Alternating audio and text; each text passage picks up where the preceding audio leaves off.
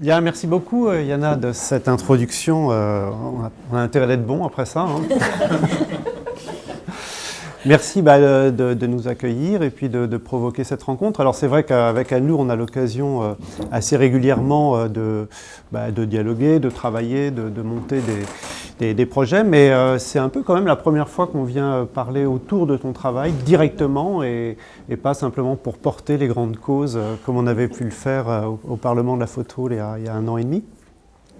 Donc, je suis très heureux d'être là et c'est vrai que quand Yana m'a proposé de venir, d'abord j'ai envie de découvrir le lieu et je suis pas déçu, c'est vraiment un endroit très singulier et audacieux aussi dans son approche de la photographie et qui correspond bien effectivement à ce que j'observe, à ce que j'analyse depuis 4-5 ans maintenant autour de cette idée des contre-cultures photographiques. Et l'exposition va être un petit peu l'occasion de croiser bien sûr le travail d'Anne-Lou en tant qu'artiste, chercheuse, et puis les voies que j'essaye d'explorer en ce moment. Alors moi j'aime bien toujours situer un peu les dialogues et les échanges qu'on va avoir par rapport à la recherche que je suis en train de faire, hein, parce que bon, je ne suis pas là pour faire un cours ou rappeler des choses connues. Donc cet été, là, je travaille sur la 4e édition de la photographie contemporaine, le livre de Flammarion. Et Flammarion m'a demandé pour cette 4e édition, comme à chaque fois qu'il y a une nouvelle édition, de rajouter des chapitres, enfin, en l'occurrence un chapitre. Et donc le chapitre qui va être ajouté, sur lequel je suis en train de finir de travailler, ça sera sur cette question de la photographie écosophique, écologique, on va revenir un peu sur le mot, et comment en fait depuis quelques années, toujours un peu difficile à dater quand on est sur un présent mouvant, hein, on ne sait pas quand ça va se terminer, on ne sait pas trop quand ça va commencer, mais comment on peut observer, moi en tant qu'observateur, en tant qu'historien du présent, des manières de pratiquer la photographie qui sont à la fois extrêmement compréhensibles parce qu'elles résonnent très fortement avec les préoccupations de notre époque et complètement inattendues parce qu'elles peuvent sembler en décalage profond avec notre époque. Alors juste, j'explique ça puis après on va démarrer. Mais ce qui est très étonnant, si vous voulez, pour un observateur, pour un historien de la photographie, on va dire, c'est de voir comment depuis une génération, c'est-à-dire une génération 20-25 ans, on va dire la fin des années 1990, est apparu donc ce qu'on a pu appeler, je ne sais pas quel est le mot qu'il faut employer, mais la révolution numérique, hein, c'est-à-dire où on a eu, à travers les données notamment visuelles, une autre approche par les capteurs, par la gestion de l'image, par son partage, par sa production, par son économie, quelque chose qui a plus que bousculé, qui a vraiment transformé la photographie. Et les discours, peut-être certains s'en souviennent, de la critique, on va dire largement, il y a 25 ans, c'était de dire que voilà, la photographie, elle est morte, et donc le discours, c'est de dire elle est morte, mais en même temps, elle rejoint le flot, l'univers, le monde des images. Et moi, en tant qu'historien, ce qui m'a intéressé, avec du recul quand même, au bout d'un certain nombre d'années, c'était de voir qu'il y avait eu cette espèce de confusion presque naturelle. On avait presque naturalisé le fait que la photographie se résumait à la question de l'image. Ça semblait, bah oui, une photographie, c'est une image. Et puis, la prise de conscience que j'ai eue au fur et à mesure, en découvrant une nouvelle génération qui commence à faire de la photographie dans les années 2000, avec un intérêt pour des pratiques qui n'avaient plus d'horizon industriel, notamment les pratiques analogiques, les procédés du 19e siècle, de voir des artistes très conceptuels, très avancés, qui travaillaient sur le collodion, qui travaillaient sur des procédés comme la gomme bichromatée, etc., qu'en fait, je ne pouvais absolument pas définir leur production comme étant uniquement essentiellement des images, mais bien autre chose, c'est-à-dire des procédés, des matières, de la pensée, de l'incarnation, du temps, du partage, autre. Et je sais pas, ça m'a pris à un moment donné de prononcer cette phrase, notamment devant les étudiants, les pauvres ils étaient un peu désarçonnés, de leur dire que la photographie n'est pas une image, mais qu'elle peut en prendre éventuellement l'apparence, mais que la photographie ne peut pas se définir comme une image, que c'est autre chose que ça. Et souvent, je prends l'exemple de la gravure, c'est-à-dire quand vous allez voir une exposition de gravure, de Dürer par exemple, vous dites pas « Oh, le beau lapin, ah, j'aime bien les lapins ». Non, vous dites « Quel fantastique graveur ». Hein. Eh bien, je pense que les artistes contemporains qui travaillent sur la photographie et sur la question des procédés aujourd'hui, ils nous obligent à regarder une épreuve photographique en disant « Mais elle est incroyable cette épreuve ». comment elle montre le monde, comment avec sa matière, comment avec son processus elle montre le monde, avant de croire que c'est une fenêtre ouverte sur le monde, que c'est une évidence, que c'est une transparence. Et ce que je trouve fabuleux avec la génération de la Douce, c'est que finalement, il aura fallu, on va dire presque 2 siècles, puisqu'on va fêter les 200 ans de l'invention de la photographie par Niepce en 26, 27. Il a fallu presque 200 ans pour que peut-être cesse un immense malentendu de croire que la photographie est inventée pour faire des images. La photographie, elle n'a peut-être pas été inventée pour ça.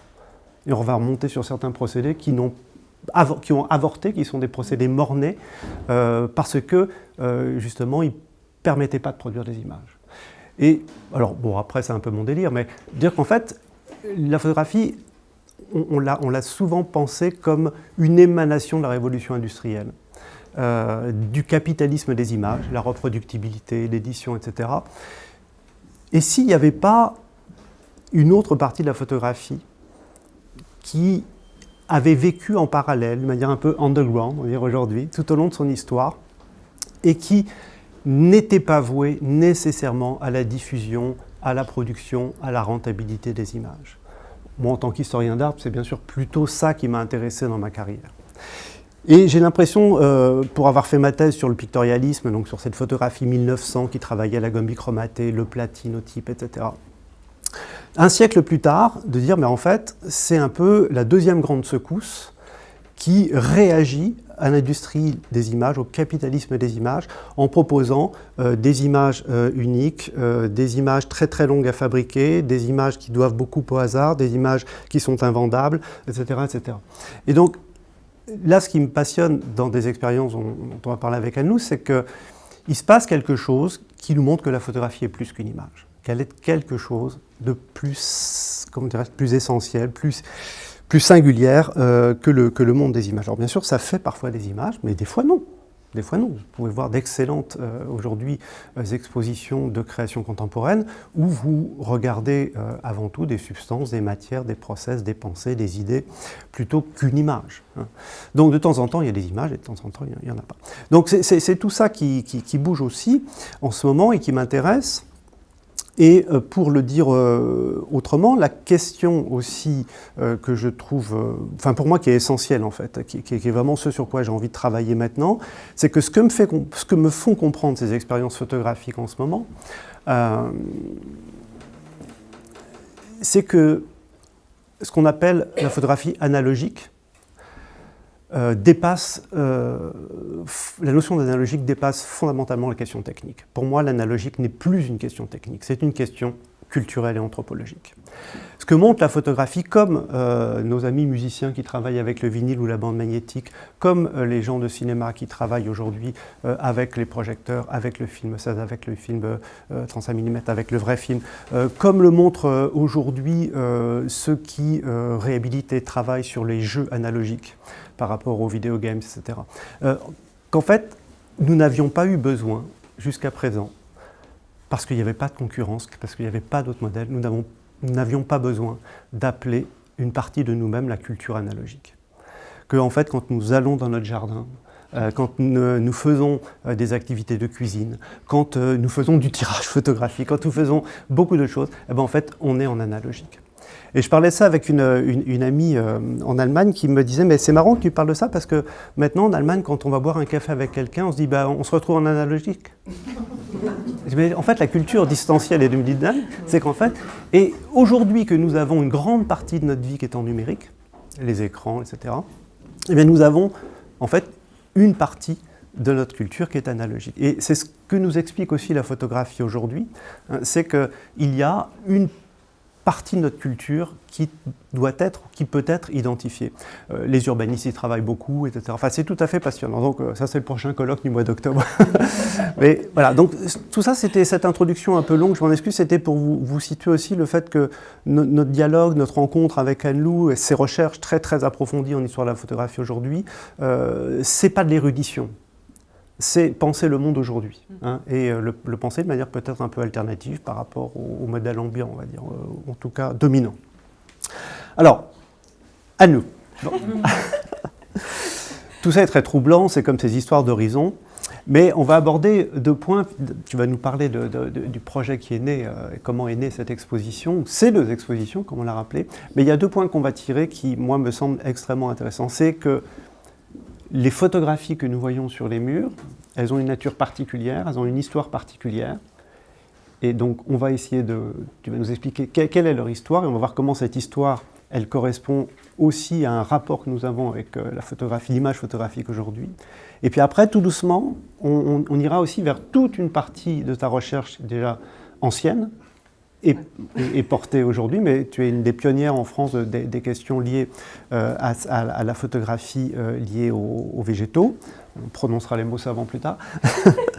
et on verra aussi comment tout ça est relié. C'est-à-dire qu'en fait, il y a du sens. Donc voilà, on est dans une exposition que tu as conçue à partir d'un certain type d'image photographique. Exactement. En fait, cette exposition, donc vous l'avez vu, c'est une fiction photographique sur cette théorie de l'horizon incliné. Et en fait, ce projet m'est venu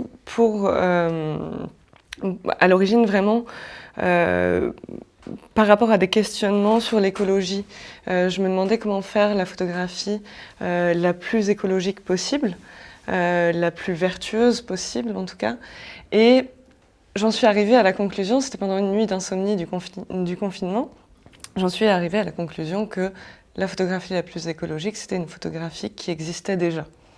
Et donc, je suis partie sur l'idée d'utiliser des photos préexistantes, donc toutes les photos qui sont dans la première pièce, ou presque, sont des photographies que j'ai chinées, et que j'ai chinées pour leur horizon incliné, pour avoir cette symbolique aussi, une adéquation entre la nature même des images et la signification du projet, donc la symbolique de l'horizon qui penche, de notre monde qui va de travers. Et donc voilà, je suis partie de cette confrontation de l'horizon avec mes propres questionnements écologiques en photographie pour aller chercher ces images et du coup tracer des horizons sur ces images, ce qui n'a pas toujours été facile d'ailleurs parce qu'il y a une sacralité aussi des objets photographiques, des tirages anciens. C'est des tirages uniques qui sont de tout petit format, etc. Et en fait, il y a certaines images, j'ai mis plus de 2 ans à réussir à tracer l'horizon dessus parce que je vivais ça un peu comme un sacrilège. Donc voilà, et du coup, toutes ces images, je les ai intégrées dans ce projet qui est donc une vaste fiction photographique. Voilà, dans la perspective de nous interroger par un biais humoristique sur ce qu'est notre monde et voilà le danger climatique auquel on est confronté aujourd'hui. Et donc voilà, du coup, c'est vraiment partie de ces questionnements qui sont donc une approche de surcyclage photographique pour donner une nouvelle vie à ces images anciennes.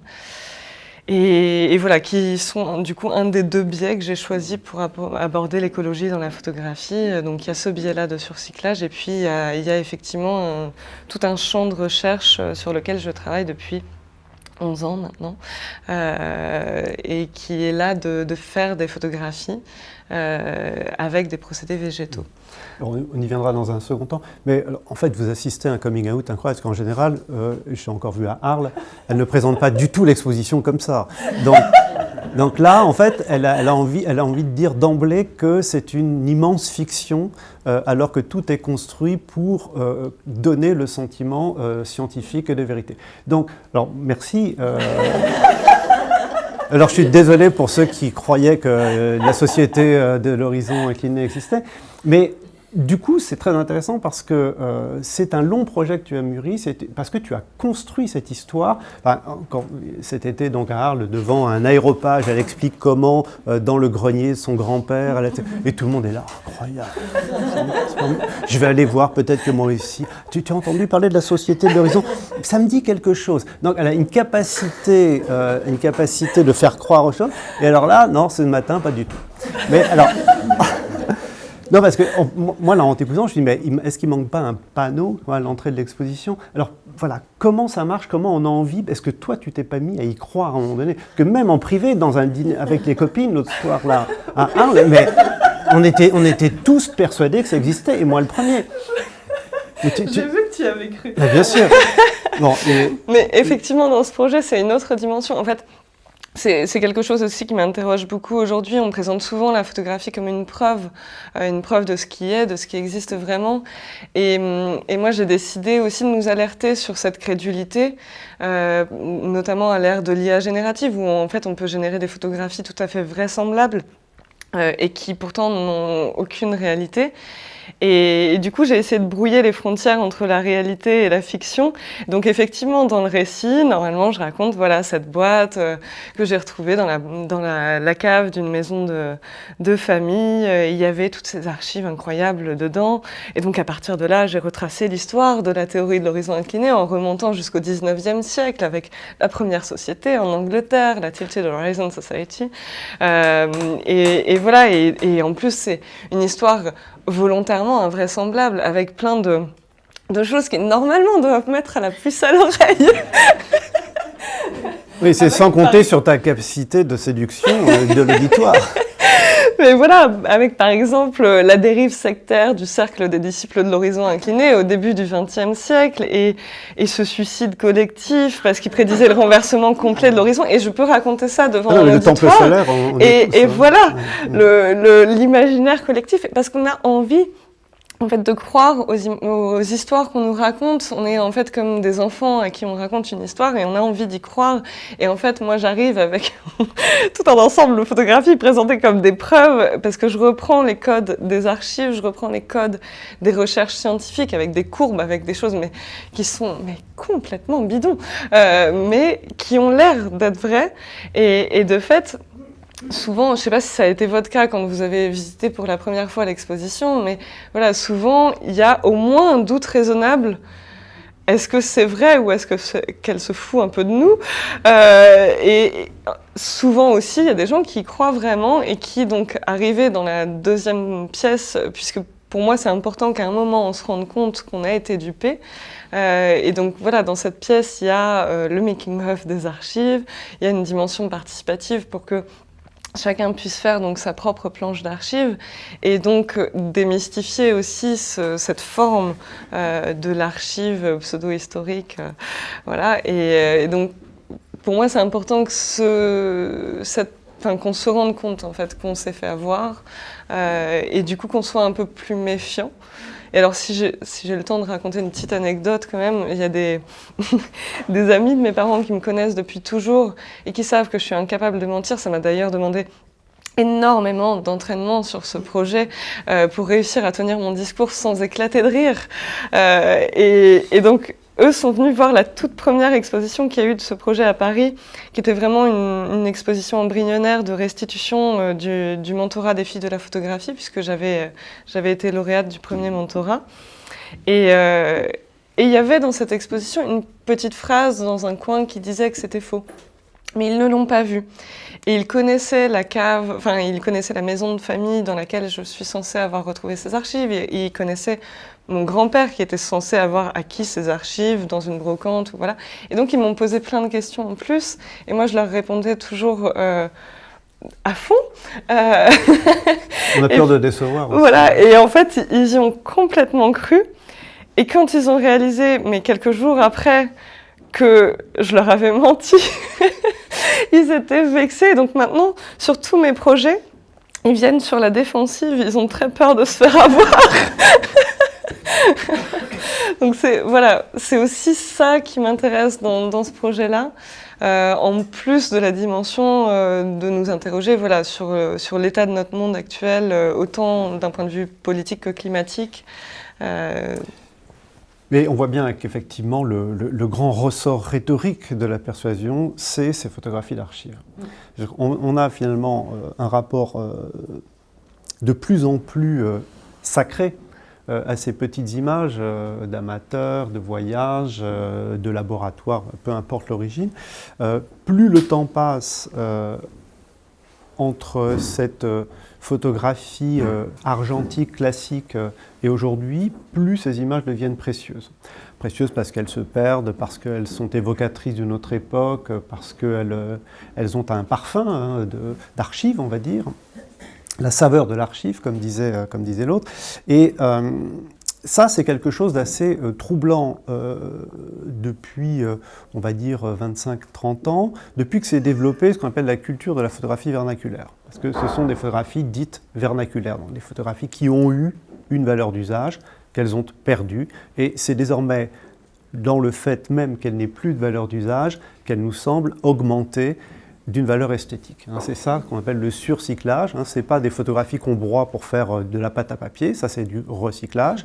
Ce sont des photographies qui n'ont pas de valeur et qui se retrouvent transplantées dans un autre contexte où elles ne servent plus à ce à quoi elles servaient initialement et qui se trouvent transportées dans une valeur augmentée, dans une valeur ajoutée qui est souvent une valeur esthétique. Donc nous sommes tous aujourd'hui plus ou moins sensibles à cela. Et moi, ma théorie, c'est de dire que finalement, c'est une invention des artistes. Parce qu'il y a plusieurs théories pour dire pourquoi on a commencé à valoriser la photographie dite vernaculaire, photographie de famille, pour aller vite, dans les années 1990. La première théorie, la plus connue, est de dire que finalement, le marché n'avait plus rien à vendre, qu'on avait consacré tous les grands photographes, et qu'il fallait inventer la valeur de l'amateur. La valeur de l'amateur avait été créée dans les années 1980, mais tout doucement. On appelait ça d'ailleurs les anonymes, la photographie dite anonyme. Il y avait des livres, il y avait des théories, vraiment des trucs très très intéressants dans les années 80. Mais dans les années 90, le marché s'enflamme. Des grands collectionneurs fabriquent des collections de photographies vernaculaires, les vendent dans les grands musées américains, et la photographie vernaculaire commence à avoir une valeur autre que patrimoniale, une valeur artistique, esthétique et artistique. Et le deuxième élément très important, c'est que des artistes, justement, vont commencer à valoriser, non plus d'un point de vue patrimonial, mais vraiment artistique, de la photographie vernaculaire, selon des modes très différentes. Le photocollage, les interventions sur les images. Donc toi, tu avais des scrupules à tracer des horizons, mais aujourd'hui, vous trouvez quantité d'artistes qui brodent de la photographie, etc. Donc cette pratique d'intervention sur la photographie vernaculaire nous l'a fait redécouvrir d'une certaine manière. Vous avez un petit personnage du 19e siècle, une petite photographie de studio qui ne valait vraiment rien. Vous faites quelques broderies aujourd'hui, et il y a une dimension d'écho aussi qui est arrivée dans la photographie contemporaine. Donc il y a ces deux éléments, constitution d'un marché, valeur patrimoniale, constitution d'un marché, et puis travail artistique. Et donc on a dans cette photographie dite vernaculaire quelque chose de tout à fait singulier, tout à fait nouveau depuis quelques années.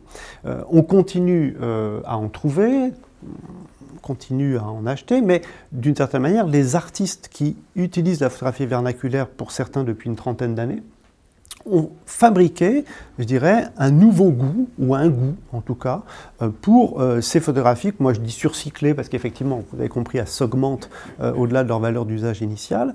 Mais toi, comment tu les regardes? Tu les as choisis à travers un projet, mais est-ce que par exemple tu fais partie des artistes contemporains qui chinent au-delà du projet?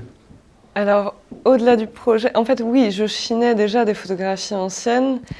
Et je pense que voilà, c'est rentré aussi dans la conception du projet, mais depuis que j'ai commencé ce projet, je ne chine plus que des photos avec des horizons inclinés. Mais par contre, je pense que je n'arrêterai jamais. Parce que, en fait, bon, là, vous avez une petite partie finalement de la collection, mais j'ai pour l'instant entre près de 300 photographies en fait, qui rentrent dans cette collection. Et pour moi, c'est devenu vraiment un acte de collectionneuse maintenant aussi. Donc je vais chercher les photos que je trouve un peu drôle, un peu poétique, un peu symbolique aussi. Mais j'avoue que je concentre tous mes efforts maintenant sur l'horizon incliné et j'ai arrêté de chiner d'autres photographies. Mais... Et qu'en pense ton psychanalyste?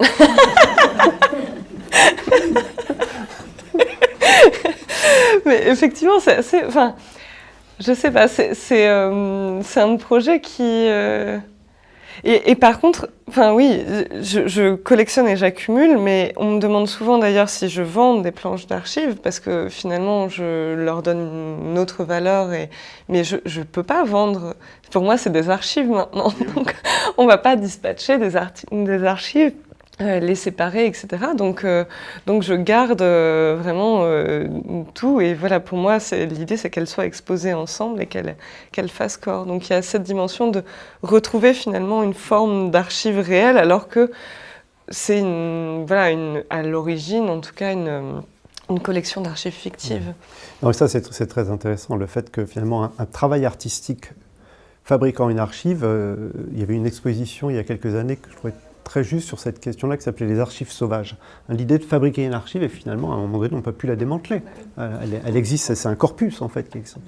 Mais je reviens sur ce qui t'avait réveillé la nuit, et que je te trouve à la fois d'une simplicité et d'une justesse, c'est l'approche la plus écologique qu'on peut faire de la photographie, c'est d'arrêter d'en faire. Et de travailler avec l'existant. Alors, c'est vrai que ça a l'air de rien comme ça, mais c'est très, très intéressant parce que, pour moi, en tant qu'historien, ça jette un autre regard sur le patrimoine photographique.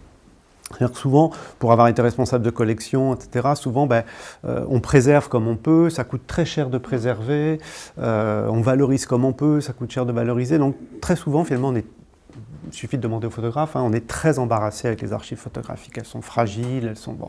Donc, on ne sait pas trop quoi en faire. Mais... est-ce que finalement on les regarde, est-ce qu'il ne faut pas les regarder autrement ? Est-ce qu'il ne faut pas les regarder comme les photographies de l'avenir ? On va toucher à quelque chose qui est passionnant, on va prendre un symptôme qui est très intéressant aujourd'hui, c'est la question de la moisissure, c'est-à-dire de la pourriture photographique. Voilà, quand je m'occupais des collections de la Société française de photographie, comme tout responsable de collection, l'angoisse, c'était les champignons, alors qu'ils étaient en vivant, morts, donc tout ce qui bouffait la gélatine, les papiers, etc. Et donc l'angoisse du conservateur d'une collection, c'est ça, c'est le dépérissement, le pourrissement du photographique. Je ne parle pas des archives films, là c'est encore plus compliqué. Et on est arrivé à un point de bascule il y a quelques années, je pense au petit livre de Luce Lebar qui s'appelle Mold is Beautiful. Donc Luce était à l'époque responsable des collections de la Société française de photographie, et on lui avait demandé de mettre de côté tout ce qui était vraiment délabré et risquant de polluer les autres. Et donc voilà, elle trie, et puis à un moment donné, à force de trier, elle se dit mais c'est très très beau toutes ces saloperies, quoi. Ces mutations organiques, cette chimie instable qui s'est liquéfiée, etc. Et donc elle a eu l'idée d'en faire un petit ouvrage qui a eu, je trouve, un très très joli impact, parce qu'en fait, ceux qui chinaient de la photographie ne chinaient pas les images trop abîmées, et on est en train de se dire, mais en fait, une image abîmée est intéressante, peut produire des effets intéressants, et s'ouvre une notion incroyable à l'histoire de la photographie, qui est quand même un art jeune, c'est la ruine. C'est l'esprit de la ruine, c'est le ruinisme en photographie. Les photographies ruinées peuvent être extrêmement belles, comme nous allons visiter les villas abandonnées ou les châteaux abandonnés de telle ou telle région. On peut aller se promener dans les photographies abîmées. Et donc ça, c'est vraiment, ce que tu dis, c'est ça, c'est-à-dire portons un autre regard sur ce qui est et que nous négligeons, ou que nous ne savons pas regarder, changeons notre regard, parce que, pour revenir à la problématique écologique, parce que peut-être que préserver finalement et savoir regarder et faire des tirages et retravailler des choses, est-ce qu'on a encore besoin de produire des images ? Non, on le sait, on n'a pas besoin de produire plus d'images, on a des images de tout, quasiment. Donc même les très bons photographes aujourd'hui font des images dont on peut dire, et je parle d'images, on peut dire, en fait il y a déjà des équivalents. Bon, faut que chacun s'exprime, mais ce que je veux dire par là, c'est que d'un point de vue anthropologique, est-ce qu'on a besoin de plus de bateaux sur la mer, de portraits de jeunes gens Non, en fait, on en a. Donc, est-ce qu'il ne faut pas, finalement, exploiter ce gisement de 2 siècles, sachant qu'on en a perdu 90%, ce gisement de 2 siècles de photographie, pour finalement arrêter de produire et de penser autrement ces archives ? Donc il y a une petite révolution copernicienne par rapport à ça. Est-ce que toi tu l'as ressenti oui, de manière générale. Depuis ta révélation de type Sainte-Thérèse. Oui, en fait, de manière générale, c'est vrai qu'il y a... voilà, cette révélation n'est pas arrivée tout de suite. C'est-à-dire qu'avant, il y a déjà eu une autre révélation qui était de me dire la photographie a été inventée pour fixer des instants. Et moi, depuis assez longtemps, en fait, je travaille à rebours de ça. Donc justement, ce dépérissement de la photographie, je l'avais déjà embrassé quelque part en acceptant la disparition des images, voire en fabriquant des images pour qu'elles disparaissent. Et donc j'avais déjà eu cette première révélation qui m'a amenée à faire mes recherches sur la photographie végétale notamment. Mais voilà, cette première révolution-là m'a amenée à cette deuxième révolution de me dire, en fait, même ça, même en fabriquant des photographies donc, écologiques à partir de plantes et des photographies qui vont disparaître parce que pour moi, l'idée, c'était de ne plus laisser d'empreinte. En fait, la photographie, c'est une empreinte et on parle toujours de notre empreinte sur Terre, de notre empreinte carbone, etc. Et moi, je me disais, voilà, en fait, ces empreintes-là végétales disparaissent. Donc, quelque part, je ne laisse plus d'empreintes. Et puis après, je me suis dit, mais quand même, si j'utilise du papier, j'utilise des matières qui ont déjà un coût et puis une réalité matérielle tangible. Et donc, là, j'ai essayé d'aller encore plus loin, quelque part, et de travailler donc avec des choses déjà existantes pour vraiment avoir l'impact le plus léger possible sur Terre. Après, bon, le projet se construisant, j'ai aussi fait des images, toutes les images avec les niveaux à plomb devant l'horizon incliné. C'est moi qui les ai faites, mais là, pour le coup, j'ai fait du recyclage aussi souvent, puisque j'ai travaillé à partir de papier photographique, donc là, des papiers argentiques, qui appartenaient réellement à mon grand-père. Et qui avait une quarantaine d'années peut-être pour certains, et donc qui était largement périmé aux yeux du tireur moderne. Et donc j'ai essayé de jouer un peu contre cette péremption des papiers pour quand même réussir à faire des tirages avec ces papiers. Et donc voilà, en utilisant des supports qui théoriquement n'étaient plus bons, donc en restant aussi dans cette volonté d'utiliser ce qui était déjà là, sans racheter des papiers, sans faire des tirages, on va dire, plus impactants. Donc voilà, j'ai quand même créé, et puis j'ai dû teindre toute une quantité de papier incroyable pour leur donner cette apparence de planche d'archive. Donc au final, j'ai quand même utilisé des matières premières, ce que je voulais éviter. Mais voilà, c'était au nom de cette fiction. Et voilà, mais oui, il y a ce... Après, en tant que photographe, c'est difficile de faire cette bascule. Et justement, quand j'ai réalisé que la photographie la plus écologique, c'était de ne pas en faire, je suis quand même photographe. Et je me suis dit, bon... et en fait, ce qui est intéressant, c'est que ça n'a pas... que ce soit cette démarche de surcyclage ou de photographie donc végétale sur lequel on reviendra après, je vous montrerai quelques exemples, mais que ce soit l'une ou l'autre de ces démarches, pour moi, ça n'a pas vocation à remplacer complètement tous nos usages de la photographie, dans le sens où je continue, par exemple, à faire d'autres projets photographiques avec des procédés traditionnels qui ont un impact environnemental non négligeable. Parce qu'à chaque fois, je vais choisir le procédé qui correspond le plus au message que je veux faire passer. Mais même si ça n'a pas vocation à remplacer, le fait que ça existe et le fait qu'on fasse de la photographie surcyclée ou qu'on fasse de la photographie végétale, écologique, pour le coup, ça va nous questionner sur tout le reste de nos usages photographiques. Et quand on va faire des photos avec notre téléphone, par exemple, des photos de chats, j'en fais beaucoup. Mais est-ce que je devrais en faire autant ? Est-ce que c'est utile ? Est-ce que voilà ? Et ça aussi, ça a un impact écologique. Et donc, du coup, ça va nous résonner aussi sur toutes nos pratiques photographiques au quotidien, même si on n'est pas dans ces démarches-là, mais leur existence va nous questionner sur voilà, notre usage photographique, nos usages photographiques, parce qu'il y en a plusieurs généralement. Oui, je voudrais rebondir sur deux choses. Tu parlais de la question des papiers. Alors, quand on enquête un peu, quand on observe un petit peu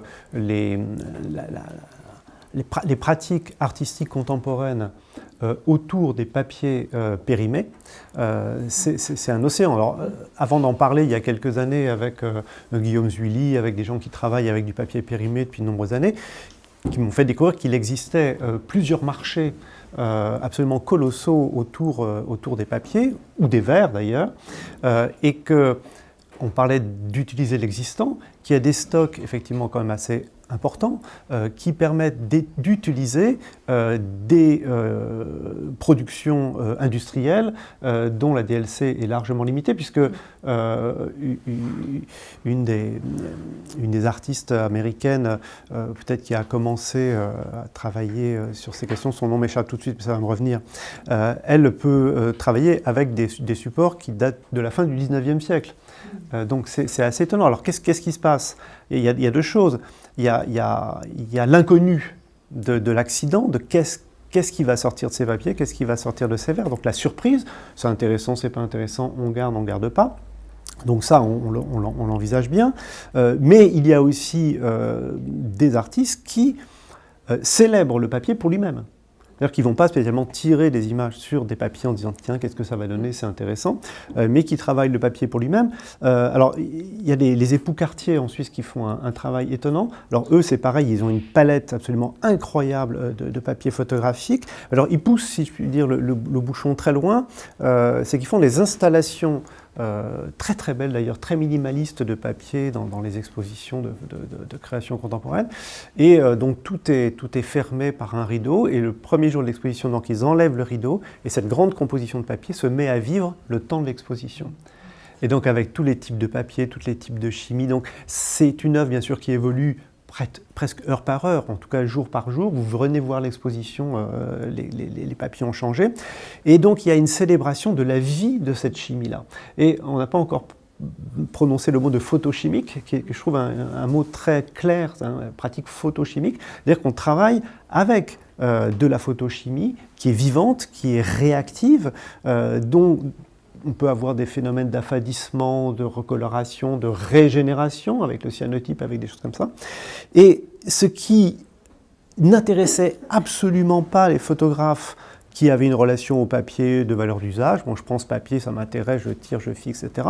Aujourd'hui, le papier, je pense à Lortie Bergien, par exemple, qui travaille aussi dans le laboratoire avec le papier, cette relation au papier photographique qui fait de ce qui n'était qu'un support, un médium en soi.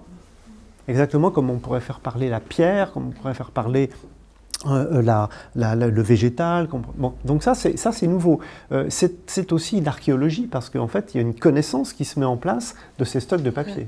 Oui, complètement. Et puis, c'est une pratique, enfin, un intérêt qui revient donc pour toutes ces matières photographiques, même au-delà du papier. Alison Rossiter, ça y est, excusez-moi. Alison Rossiter, ça y est, pardon. Pour toute la matérialité photographique et effectivement pour toutes ces réactions photochimiques, moi je le vois en tant qu'enseignante aussi. Il y a un vrai regain d'intérêt de la part des jeunes aussi pour ces techniques-là, où on va revenir à ce qu'est l'image dans sa matière même, et donc dans les réactions chimiques qui s'y opèrent. Et on va aussi détourner les outils, justement des outils qui étaient prévus par l'industrie pour avoir des résultats très cadrés, etc. Bah, aujourd'hui, on va essayer de s'en emparer pour faire autre chose, pour faire quelque chose qui soit centré justement sur la matière même, sans forcément avoir une iconicité, donc une représentation d'une image, mais voilà, travailler sur ce qu'est la matière, sur ce qu'est cette réaction photochimique qui a lieu. Et c'est vrai que d'ailleurs le mot photochimique, moi généralement, donc à Louis Lumière, je dis que j'enseigne les procédés photochimiques parce que c'est ce qui rassemble le plus tout ce que je peux brasser comme procédé. Et ça ne veut pas dire opposer au numérique, parce qu'on utilise aussi le numérique, on fait des croisements aussi. Et donc du coup, c'est vraiment juste dire, voilà, on a un procédé et à un moment donné au moins, des fois à plusieurs moments, il y a une réaction photochimique. C'est-à-dire qu'il y a la lumière qui vient provoquer une réaction chimique. Et moi, c'est tout un champ de recherche aussi qui m'anime beaucoup, de comprendre ces réactions et voilà, de continuer finalement à inventer des procédés. Mais oui, mais c'est ça, tu le dis souvent, ça c'est vraiment, l'invention de la photographie n'est pas terminée. Non, ça c'est vraiment très très intéressant d'en parler comme ça. Alors, remarque d'historien que je me suis fait à moi-même pour essayer d'expliquer les choses, c'est que quand on parle de tous ces travaux-là, on pourrait dire, finalement, c'est de la photographie expérimentale. La photographie expérimentale, même si on l'a nommée tardivement, elle existe depuis les avant-gardes, etc. Mais c'est très différent, parce que, en fait, pour moi, la photographie expérimentale, c'est vraiment une photographie qui est née avec les avant-gardes dans les années 1920-1930. C'est le moment où les photographes se sont dit, on va lutter contre les standards. On va dérégler l'appareil photographique, enfin c'est toute la thèse de Marc Lenau, disant voilà, on va être contre les appareils, on va essayer de faire autrement, on va transgresser, etc. Et l'histoire de la photographie expérimentale au XXe siècle, c'est l'histoire des transgressions. On va faire autre chose, on va prendre les phénomènes à rebours, on va mettre trop de produits, on va faire des insolations, on va ouvrir les portes, on va faire des solarisations, enfin c'est la transgression. Effectivement, on était contre le standard. Mais aujourd'hui, le standard n'existe plus. C'est-à-dire qu'en fait, on peut être éventuellement contre l'industrie des images numériques, etc. Mais ce qui a profondément changé, c'est que quand on fait des expérimentations avec la photochimie, par exemple, on n'est pas en train de vouloir déréguler une culture de la photographie argentique qui est dominante. Et c'est ça qui est complètement différent. C'est-à-dire qu'en fait, ça ouvre un autre champ, une autre attitude. C'est une autre attitude. Et dans cette attitude, pour y revenir, il y a une certaine compréhension du monde d'aujourd'hui, qui n'a rien à voir avec la photographie expérimentale du XXe siècle, qui était effectivement pas du tout dans une problématique écosophique, etc. Donc aujourd'hui, et on va y venir, travailler avec inventer des process qui soient alternatifs à tout ce qui peut être impactant, on va dire, permet de, et c'est ça qui m'intéresse moi en tant qu'historien, permet de relire l'histoire de la photographie. Alors, on va parler de cette photographie végétale. Donc, c'est toi qui m'as appris il y a quelques années qu'il fallait bien distinguer l'ontotypie de la phytotypie, qui était beaucoup plus générale. Donc, what is the phytotypie? Alors, en fait, ce qu'on appelle phytotypie, donc ça vient de phytos, la plante, et typos, l'empreinte. Et généralement, le terme le plus connu, c'est anthotypie. Mais anthos, c'est vraiment la fleur. Or, on peut obtenir des images à partir d'autre chose que des fleurs. Donc, les feuilles, les racines, les fruits, etc. Donc, moi, je travaille du coup sur la phytotypie de manière plus générale. Donc, ça va être une empreinte, donc photographique, puisque c'est la lumière qui va créer cette empreinte, à partir d'une émulsion, d'une solution sensible qui est végétale. Et donc, voilà, j'ai commencé ces recherches, moi, il y a 11 ans, dans le cadre d'un stage au Jardin conservatoire de plantes tinctoriales, dans le Luberon. À l'origine, je voulais donc expérimenter un peu avec ces procédés qui ont été inventés en 1842 par John Herschel. Et à l'époque, lui, en fait, voulait faire de la photographie en couleur, en positif. Et donc, il s'est dit, qu'est-ce qui est coloré? Les plantes, voilà. Et donc, il a commencé à expérimenter. Sauf que les temps d'exposition étaient infiniment longs. Il n'arrivait pas à fixer aucune image, et donc il ne pouvait pas superposer des couches pour avoir une image colorée. Et donc assez rapidement, le procédé n'a pas donné lieu à quoi que ce soit. C'était un peu avorté. Il y a Marie Somerville qui a quand même secondé Herschel, poursuivi ses recherches, notamment sur la sensibilité spectrale des colorants végétaux. Mais voilà, à part eux deux, personne n'en a fait à l'époque parce que c'était vraiment trop de temps pour une image qui disparaît. Et il faut bien comprendre quand même que la photographie, elle est définie dès son origine par la capacité à fixer l'image, et donc durablement. Et donc là, avoir un procédé qui va à l'encontre de la fixation de l'image, pour l'époque, c'était considéré comme inutile. C'est ce qu'on va appeler le grand principe d'inaltérabilité. Voilà. C'était vraiment ce sur quoi toute la science du 19e siècle s'est fondée, c'est rendre les images non seulement fixes, mais inaltérables. Exactement. Donc là, on est vraiment au schéma inverse. C'est ça, et donc du coup, ça a été abandonné assez rapidement. Et jusqu'à revenir un peu dans les années 2000 aux États-Unis, avec quelqu'un qui s'appelle Malin Fabry qui a essayé de faire ressortir un peu tous ces procédés. Et c'est vrai qu'à l'époque, moi je m'en suis emparée aussi en France et j'étais un peu seule en France à faire mes recherches là-dessus.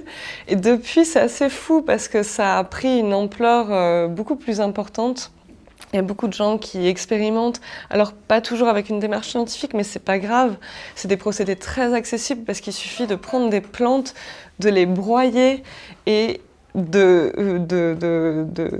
ce jus de plante sur un papier, et ensuite on place un objet, on place un positif, on place un négatif dessus, et puis on laisse au soleil pendant une durée qui peut aller de quelques heures à quelques mois. Souvent, c'est entre 3 jours et 3 semaines. Mais voilà, c'est des temps d'exposition très longs. Et pour moi, c'est hyper intéressant, en fait, ces procédés-là. Non seulement techniquement, parce que y a plein d'enjeux. En fait, il y a beaucoup de choses à tester qui n'ont pas encore été testées. Des plantes, des manières de préparer les jus et d'extraire les colorants. Mais aussi, des types de papier, etc. Des combinaisons entre plantes, et puis essayer de fixer ces images malgré tout. Cette quête un peu impossible. Alors, j'ai réussi à fixer certaines images, je vais vous montrer. Mais il y a ça déjà, et puis il y a le rapport au temps qui change complètement, puisque la photographie aussi dans l'histoire de ce médium. La conquête de l'instant. Voilà, c'est la conquête de l'instant, c'est cette espèce de progrès permanent, de marche du progrès qui balaye en fait tout ce qui ne rentre pas dans cette progression pour aller vers une photographie toujours plus rapide, toujours plus fidèle, toujours plus fine dans son rendu, etc. Et là, on est dans un truc où on a une image qui est à peine visible. C'est la photographie de la décroissance, en fait. Complètement, mais complètement. D'un point de vue philosophique, c'est vraiment ça, puisque ça nous amène dans une autre temporalité, une autre création, puisqu'on va, passer plusieurs jours à attendre que l'image apparaisse, par exemple. Et donc, en attendant, on observe les plantes pour essayer d'identifier celles qui peuvent être les plus pertinentes possibles pour ces procédés-là. Alors, que sors-tu de ta boîte à malice? Parce que là c'est vrai, c'est pas une fiction. Hein. Non, là, c'est vrai. Parce que moi, je me méfie. Hein. Faut pas nous faire prendre du jus de carotte pour du jus de betterave. Hein. Alors en fait, ça c'est les résultats d'une résidence de recherche-création que j'ai obtenue grâce au Collège international de photographie, donc entre autres grâce à Michel et grâce à la Banque Neuflitz. Et donc c'était une résidence de recherche-création dans les jardins de la Banque Neuflitz. Où pour le coup j'avais accès à toutes les plantes qu'ils avaient dans leur potager pour poursuivre mes recherches sur la photographie végétale. Et donc j'ai décidé d'aborder comme souvent les choses avec une approche très méthodologique et scientifique, parce que au-delà des faux graphiques sur l'horizon incliné, j'ai quand même une approche scientifique. Et là, en l'occurrence, donc j'ai testé beaucoup de plantes et j'ai essayé de fixer toutes les plantes en m'inspirant de recettes de teinture végétale et donc en appliquant des mordants finalement pour différentes plantes. Et alors j'ai testé, je ne sais plus combien de plantes, mais près d'une centaine. Et dans beaucoup de cas, ce n'était jamais fixé. C'est-à-dire que, alors je vous explique juste comment sont construits les échantillons à chaque fois. Là, par exemple, c'est de la capucine, des fleurs de capucine. Et donc, à chaque fois, j'ai fait 4 échantillons identiques à l'origine. J'ai masqué la partie inférieure avec un papier noir. J'ai exposé tous ces échantillons en même temps au soleil. Le soleil a fait son œuvre et donc a détruit les colorants végétaux. Donc, on a une disparition de la couleur dans les zones exposées, en tout cas pour cette plante-là. Après, il y a d'autres plantes où le soleil va faire foncer. Mais la plupart du temps, ça détruit les colorants. Et ensuite, sur les autres échantillons, j'ai appliqué donc différents mordants. Et puis, pour vérifier si c'était fixé ou non, j'ai réexposé au soleil, donc à peu près la même durée, puisque symboliquement, ça met potentiellement autant de temps à disparaître que ça a mis à apparaître exposé dans les mêmes conditions. Donc voilà, j'ai réexposé, et cette fois en masquant un côté. Et bon, vous voyez que dans la plupart des cas, ça n'a pas marché. Donc ça, c'est tout ce que j'aime aussi dans la recherche, c'est qu'il faut être un peu acharné pour finalement obtenir des résultats. Donc là, par exemple, c'est le coquelicot. Donc le coquelicot, ça donne des très jolies teintes, mais c'est pas fixé non plus. Et moi, j'ai du kaki vert, là. Ouais. Et là, du cosmos sulfureux. Voilà. Et après, alors là, la révélation, on va dire, de cette résidence, ça a été le chèvrefeuille.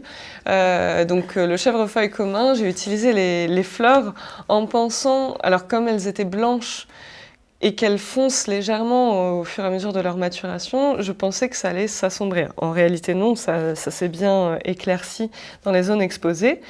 Et puis après, j'ai appliqué mon protocole comme d'habitude, donc voilà, avec les 2 premiers sels que j'ai utilisés, parce que oui, il faut utiliser des choses qui n'ont pas d'impact environnemental nocif, donc c'est assez limité aussi. Et puis, sur le dernier, j'ai utilisé donc du sulfate de fer, donc c'est comme de l'eau ferrugineuse, et ça a fonctionné. J'ai gardé la différence entre les 2 zones, voire ça a donné une couleur un peu plus jolie en réexposant. Donc voilà, ça c'est la première fois quelque part que j'ai réussi à vraiment fixer une image. Donc, alors une image, c'est un test, voilà, mais apparu, ouais, voilà, une photographie. Ce n'est que de la photographie.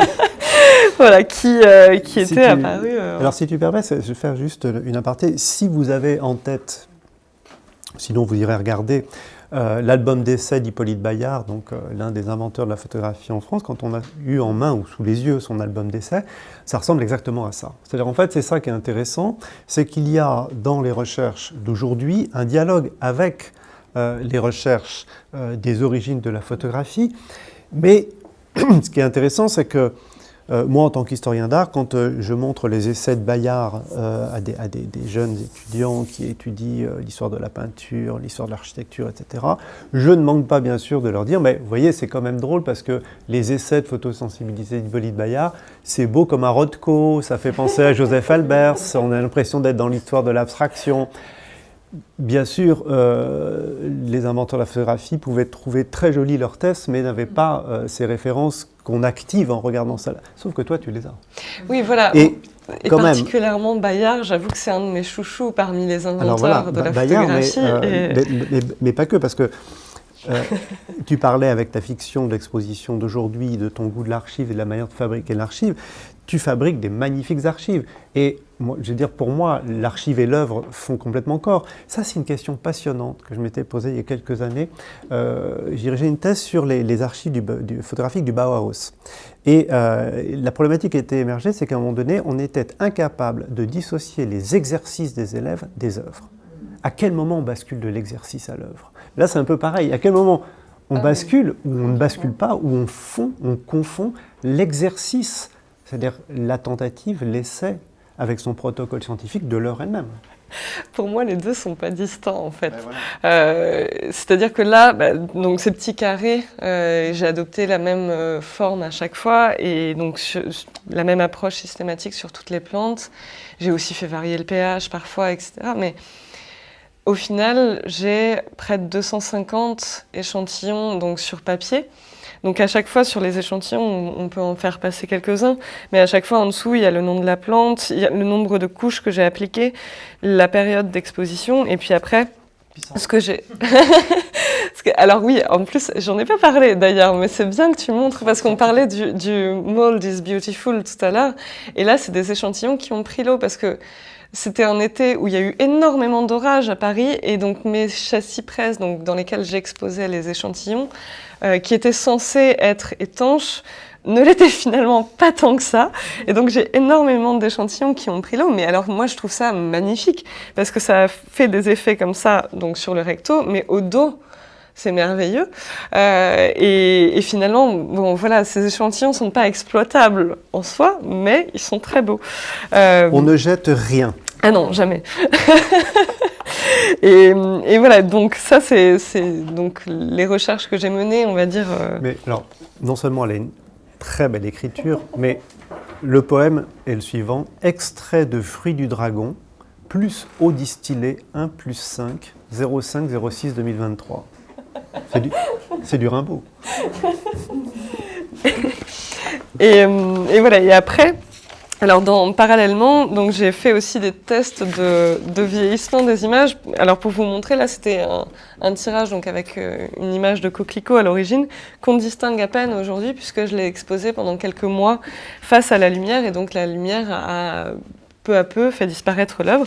Sauf que je suis un peu scientifique, un peu méthodologique. Donc en fait, au fur et à mesure de sa disparition, j'avais fait un petit calque comme ça avec donc le motif du coquelicot et puis quelques zones découpées où je venais mesurer régulièrement au fil des semaines, au fil des mois, les densités, donc au densitomètre, voilà, pour tracer ensuite les courbes de vieillissement finalement et de disparition de l'image. Donc on voit qu'au départ on partait avec une dynamique, donc un contraste qui n'était pas très élevé mais quand même, et puis à la fin on se retrouve, voilà, toutes les lignes convergent, et donc c'est la traduction finalement scientifique de cette image qui disparaît.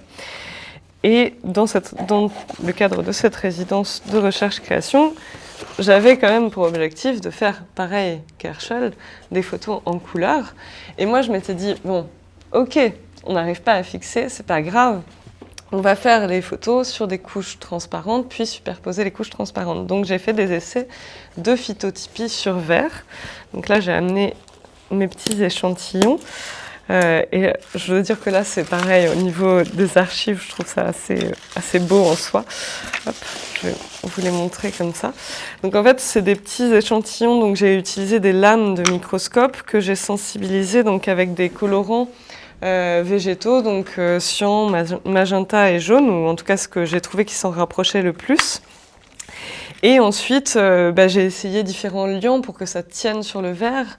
Et donc de l'albumine, donc c'est du blanc d'œuf, de la gélatine, qu'est-ce que j'ai utilisé d'autre? De la gomme arabique avec du miel, voilà, plein de choses comme ça. Et finalement, certains échantillons, les plus réussis, je les ai exposés donc au soleil, en masquant toujours une partie pour voir si je gardais la photosensibilité des colorants, et donc j'ai réussi, voilà, à obtenir ces échantillons-là, donc en cyan, magenta et jaune. Et après, j'ai essayé de l'appliquer à des images, puisque c'était quand même une résidence de recherche-création et pas que de recherche. Mais heureusement, sans obligation de résultat. Parce que ensuite, sur les images, donc l'idée c'était de faire le parallèle entre le blanchissement des récifs coralliens et le blanchiment des images, puisque les coraux, donc à partir du moment où l'eau de l'océan est trop acide ou trop chaude, ou les deux, expulsent leurs microalgues, les zooxanthelles, et donc après finissent par blanchir et mourir de faim. Et donc moi j'ai fait des photographies de coraux que je voulais tirer avec ces procédés végétaux pour que on ait en fait quelques semaines pour voir les images avant qu'elles disparaissent, et qu'on réalise l'urgence toujours d'agir pour notre environnement, et en l'occurrence pour les récifs coralliens. Donc le projet s'appelle Before It Is Too Late, donc avant qu'il ne soit trop tard, pour sauver les coraux et pour voir les images. Sauf que bon, tout ne s'est pas passé comme prévu. Alors, je vais commencer par la plaque donc cyan. Donc voilà, on observe une image, je ne sais pas si vous la voyez. Le problème, c'est que malgré les tests donc, qui étaient en positif, l'image est apparue en négatif finalement. Donc voilà, les densités sont inversées, je ne sais pas pourquoi, entre le test et le tirage. Mais bon, voilà, donc déjà ça commençait mal avec le cyan. Ensuite, avec je vais finir par le magenta, parce que c'est quand même le plus désastreux. Avec le jaune, j'ai une image, mais très faible. Je ne sais pas si vous voyez, le fond n'est pas blanc, mais je prendrai. Hop. Donc une image très faible avec le jaune, mais tout de même une image. Et puis avec le magenta, qui était préparé à partir d'un extrait de Fruits du Dragon, j'ai eu un petit souci, c'est-à-dire que le fruit du dragon, c'est un peu collant. Et du coup, alors on voit une belle image, sauf qu'en fait, c'est le contre-type, donc l'impression que j'ai utilisée qui est restée collée. Donc voilà, alors comme ça fait son effet, mais c'est pas du tout le résultat attendu. Et donc finalement, en superposant tout, on obtient une image, mais qui n'est pas du tout celle que je devais obtenir à l'origine, et qui n'est pas encore vraiment en couleur. Donc voilà, il y a encore beaucoup de progrès à faire, mais c'est en cours pour réussir à faire donc des photographies végétales en couleur. Et donc là, voilà, j'ai amené aussi les négatifs, enfin les positifs que j'ai utilisés pour les faire. Et le magenta sur lequel il n'y a plus grand-chose. C'est resté collé complètement. Donc voilà, et pour moi, en fait, l'idée de toutes ces recherches, c'est effectivement donc de rechercher des formes d'écriture photographique qui soient le plus écologique possible, mais aussi plus largement d'inventer des nouvelles formes d'écriture photographique, une nouvelle syntaxe photographique, et d'offrir aux photographes toujours plus de manières d'exprimer en fait leurs propos. Voilà, donc c'est quelque chose qui m'anime même au-delà des recherches sur le végétal.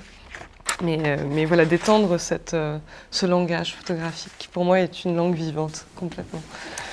Oui, c'est une langue vivante, et il y a aussi une chose qui est très intéressante qu'on observe sur la scène contemporaine depuis quelques années, c'est ce que j'appellerais la conscience malheureuse du photographe. C'est-à-dire comment finalement les photographes contemporains prennent en charge leur histoire traumatique.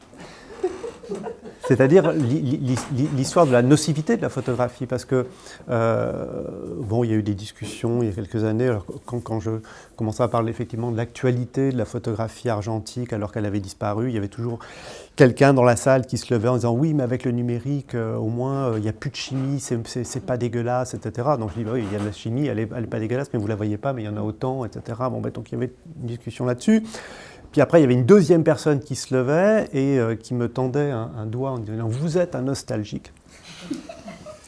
Je lui dis « Allez tendre votre doigt devant le monsieur qui fait du vélo plutôt que du SUV, expliquez en quoi il est nostalgique ». Non, à un moment donné, on a des partis pris qui ne sont pas liés à la nostalgie, mais à des partis pris de pratique. Et donc, on a des très très beaux travaux photographiques aujourd'hui qui prennent en charge cette histoire traumatique. Notamment, par exemple, la question de la pollution par les grandes entreprises comme Kodak, comme Agfa, etc. Je pense au travail de Lucas Leffler, par exemple, mais il n'est pas le seul, il y en a beaucoup aujourd'hui, je pense à Anis Tonder aussi, des artistes qui vont aller sur les sites pollués par l'industrie photographique, que ce soit les anciennes usines Kodak de Vincennes, les anciennes usines Agfa de Anvers, et qui vont aller dans les sols, rechercher les polluants et faire un petit peu comme toi, c'est-à-dire travailler avec ces polluants sur des papiers sensibilisés pour voir ce que ça donne. Alors Anaïs Tonder, par exemple, a creusé des tranchées à différentes profondeurs sur le site de Vincennes, à côté de Paris. Donc il y avait la plus grande usine Kodak film photographique et film cinématographique, qui était mal dépolluée, et donc il y a même encore aujourd'hui des vrais problèmes avec ces sols mal dépollués.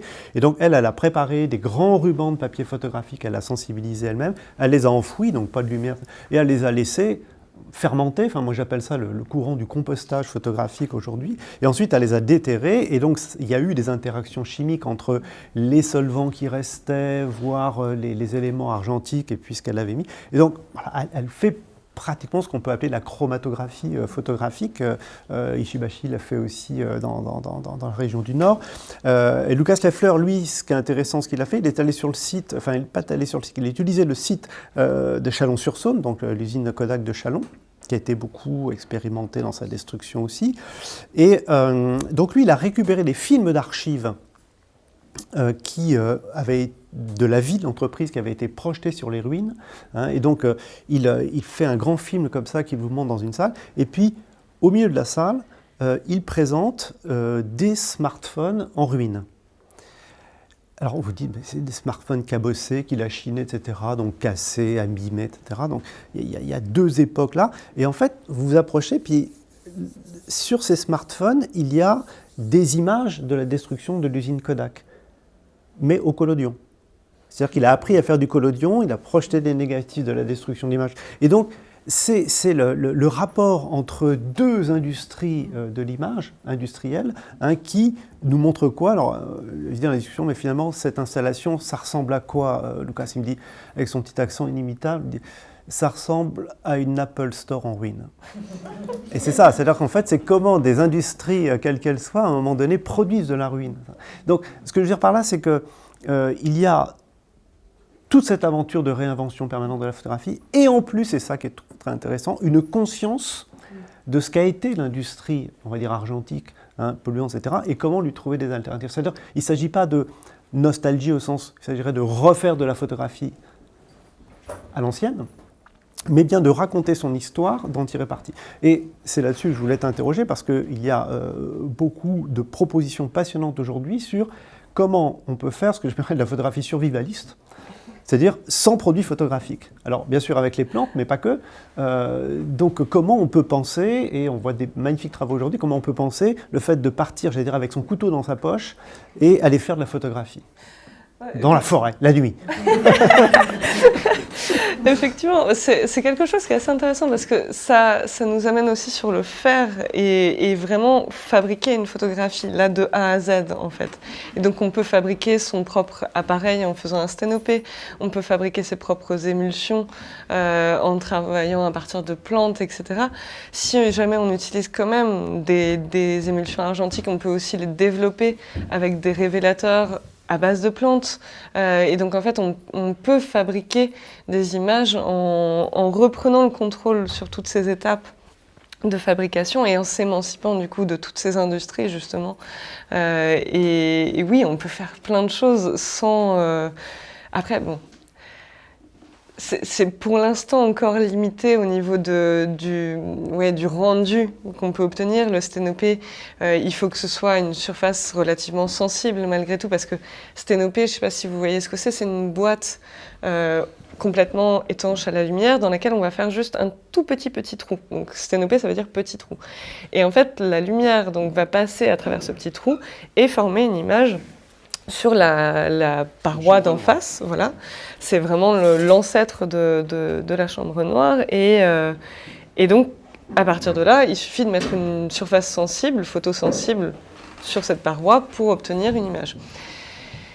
Le problème, c'est que, par exemple, moi, j'avais eu envie de faire des procédés végétaux avec un sténopé, mais là, on est sur des procédés extrêmement peu sensible. Le sténopé est le procédé qui laisse passer le moins de lumière possible, donc en fait c'est incompatible. Donc on est obligé, en travaillant avec le sténopé, de travailler avec des émulsions plus sensibles, donc souvent industrielles, mais dans ces cas-là, on peut ne pas acheter du révélateur classique et fabriquer son révélateur à partir d'orties, de ronces, de sauge ou autre.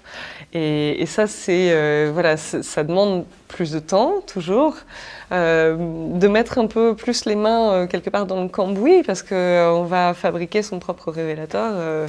Donc voilà, extraire les principes actifs des plantes, mortier, pilon, etc. Donc voilà, on peut se débrouiller effectivement, mais on n'est pas complètement indépendant aujourd'hui. Non, mais ce qui est intéressant, c'est vrai, il ne faut pas se tromper de discussion, il n'y a pas d'horizon industriel dans cette affaire. Ce qui est intéressant, c'est la dimension poétique, la proposition artistique et la dimension théorique, parce que tu le rappelais tout à l'heure. Même si ça ne marche pas, ce qui est intéressant, c'est que c'est comme un laboratoire, alors sans faire de mauvais jeu de mots, c'est vraiment comme un laboratoire de pensée. C'est-à-dire, en fait, je reviens sur cette idée, on peut faire de la photographie avec rien. Et quand on dit ça, c'est vrai. C'est vrai. C'est-à-dire qu'avec un peu d'imagination, un peu de lumière, un peu d'imagination, un peu de bricolage, on peut... Mais qui pourrait imaginer que finalement une invention de l'époque de la révolution industrielle est faisable avec un couteau de poche, on va dire, et même pas, quoi. Non, mais ça, c'est passionnant. On renverse complètement les perspectives. Et si on se dit, bah oui, mais effectivement, la chambre obscure, effectivement, la sensibilité des plantes. Et là, on remonte dans l'histoire des sciences, on remonte dans l'histoire des savoirs, et on arrive à la caverne. On retourne toujours à la caverne. Hein. Donc, Je dis ça parce que finalement, je me rappelle quand je faisais mes études d'archéologie, où on vous montrait les premières interventions dans les grottes, etc. En disant, mais ce qui est fou, c'est que de toute façon, c'est tellement loin que les gens ne voyaient rien, avec le feu, c'était pas possible, etc. Et puis jusqu'au moment où les scientifiques vont avec des appareils de mesure, des luxmètres ultra précis, ils disent, mais en fait, il y a de la lumière. En fait, la lumière, elle va très très très très très loin. Il suffit qu'à un moment donné, on y passe suffisamment de temps pour commencer à discerner des choses. Donc ce que je veux dire par là, c'est que finalement, c'est aussi à nous de nous hypersensibiliser, il n'y a pas que le papier, à tout ça, parce que nous sommes sensibles, nous pouvons être sensibles à des choses dont nous avons désappris la sensibilité. Alors on parlait de la longueur des temps de pause, par exemple. J'en arrive là, en observant certains travaux d'artistes en ce moment, à me dire, mais c'est la course à l'échalote du temps de pause. Pendant toute l'histoire de la photographie, c'était descendre sous la seconde, le quart de seconde, le millième de seconde, etc. Alors maintenant, là, pour citer Nicolas Gros-Pierre, donc un photographe français qui travaille depuis 30 ans en Pologne, avec un champ dans le nord de la Pologne. Et lui, il fait des dessins photogéniques sur velours, mais c'est juste magnifique. Alors il n'y a pas de photosensibilité, il achète des très très beaux velours, il les tend sur des planches, il les met dans son pré, sur lequel il met des morceaux de papier pour masquer, et puis il attend. 1 mois, 2 mois, 3 mois, 1 saison, 2 saisons, 1 an, 2 ans. Et ça vous produit des choses mais qui sont absolument admirables, de photosensibilité. Il n'y a pas de photochimie, mais alors après, bien sûr, il y a la chimie du velours, le velours étant un travail très très particulier, mais pour moi, c'est une des plus belles choses que j'ai vues dans ces derniers mois. Et alors je dis, oh, c'est 1 an quand même, temps d'exposition. Puis là, on s'envoie quelques messages sur Instagram avec Douglas Mandry, donc, qui est un photographe suisse qui fait des choses extraordinaires en montagne.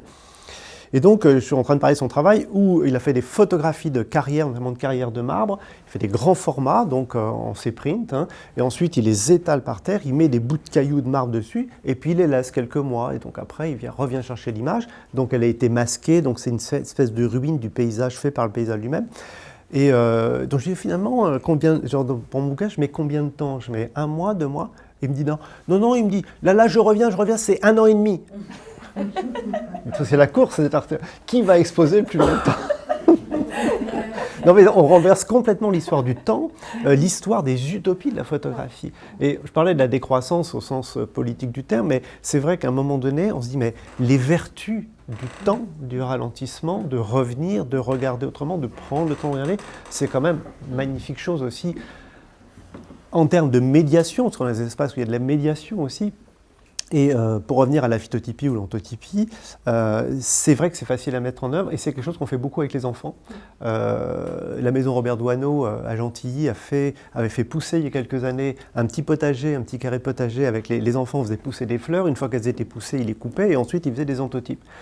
Mais c'est hyper pédagogique. Parce que non seulement ils créent leur propre substance, ils la voient pousser, ils prennent le temps, etc. Donc ce que je veux dire par là, c'est que le côté très poétique, très théorique, très militant, se traduit par des actions extrêmement faciles et chouettes à mettre en œuvre. Et très concrètes. Donc voilà, je pense que on est parti de la fiction, et on revient à la réalité. Mais en tout cas, voilà, merci en tout cas à nous de nous avoir partagé ça. Puis je pense qu'on va pouvoir passer un peu de temps pour regarder les choses d'un peu plus près. Et merci beaucoup, merci Yana de ton accueil et merci de votre écoute.